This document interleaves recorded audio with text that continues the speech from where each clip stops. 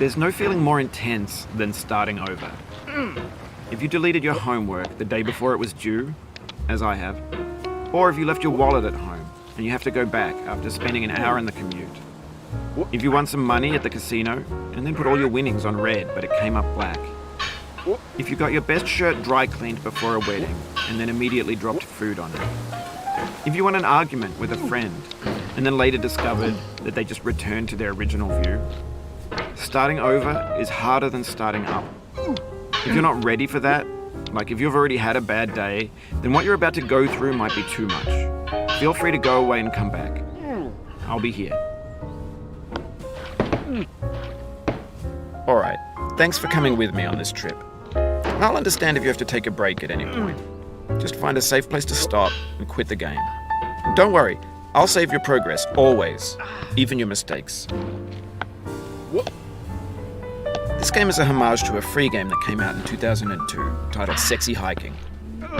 The author of that game was Jazuo, a mysterious Czech designer who was known at the time as the father of B games. And B games are rough assemblages of found objects. Designers slap them together very quickly and freely, and they're often too rough and unfriendly to gain much of a following. They're built more for the joy of building them than as polished products. In a certain way, Sexy Hiking is the perfect embodiment of a B game. It's built almost entirely out of found and recycled parts, and it's one of the most unusual and unfriendly games of its time. In it, your task is simply to drag yourself up a mountain with a hammer. And that act of climbing, in the digital world or in real life, has certain essential properties that give the game its flavor.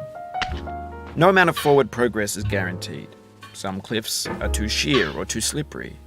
And the player is constantly, unremittingly in danger of falling and losing everything. Anyway, when you start Sexy Hiking, you're standing next to this dead tree that blocks the way to the entire rest of the game. It might take you an hour to get over that tree, and a lot of people never got past it. You prod and you poke at it, exploring the limits of your reach and your strength, trying to find a way up and over. And there's a sense of truth in that lack of compromise. Most obstacles in video game worlds are fake. You can be completely confident in your ability to get through them once you have the correct method or the correct equipment or just by spending enough time. In that sense, every pixelated obstacle in Sexy Hiking is real. The obstacles in Sexy Hiking are unyielding, and that makes the game uniquely frustrating. But I'm not sure Jazuo intended to make a frustrating game.